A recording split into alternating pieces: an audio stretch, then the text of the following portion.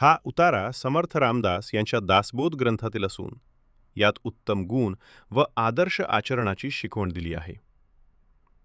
समर्थ रामदास स्वामी श्रोत्यांना सावध राहून उत्तम गुण आत्मसात करण्याचा उपदेश करतात. कोणतीही गोष्ट विचारपूर्वक करावी, माहिती नसलेल्या मार्गाने जाऊ नये, ओळख नसलेले फळ खाऊ नये व सापडलेली वस्तू उचलू नये. प्रामाणिकपणा, पुण्यमार्ग आणि संतसंग यांचा त्याग करू नये.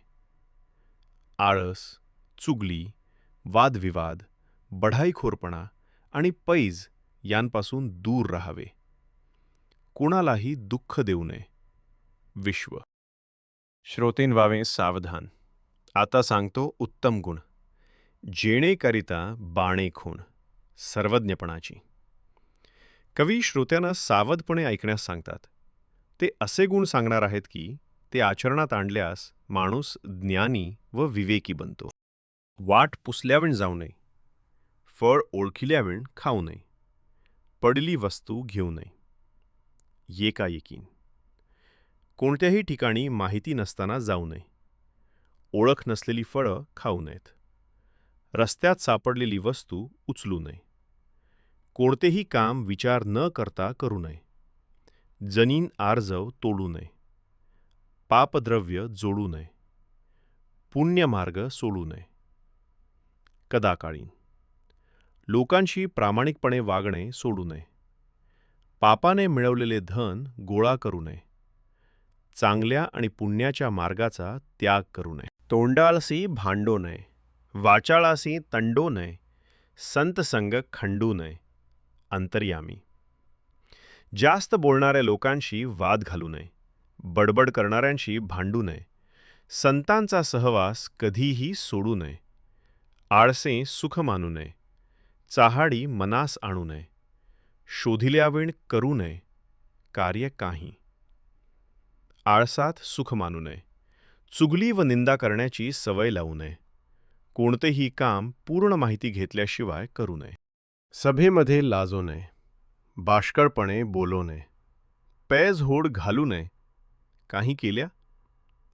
सभेत बोलताना घाबरू नये, निरर्थक व मूर्खपणाचे बोलू नये, पैज किंवा स्पर्धा लावून अहंकार वाढवू नये, कोणाचा उपकार घेऊ नये, घेतला तरी राखू नये, परपीडा करू नये, विश्वासघात.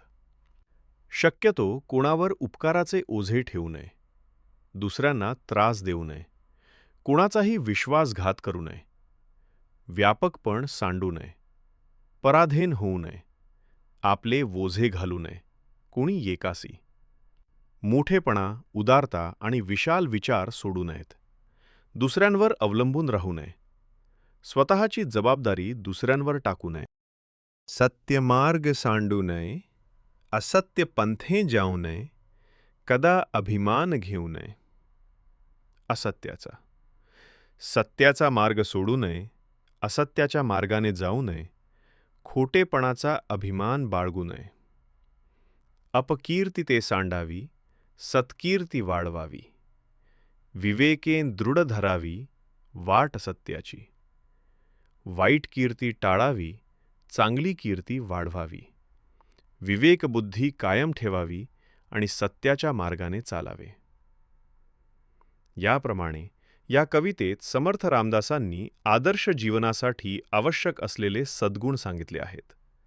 सत्य, प्रामाणिकपणा, विवेक, परिश्रम, संतसंग आणि स्वावलंबन यांचा स्वीकार करून आळस, असत्य, चुगली, विश्वासघात व अहंकार यांचा त्याग करावा असा संदेश या कवितेतून दिला आहे.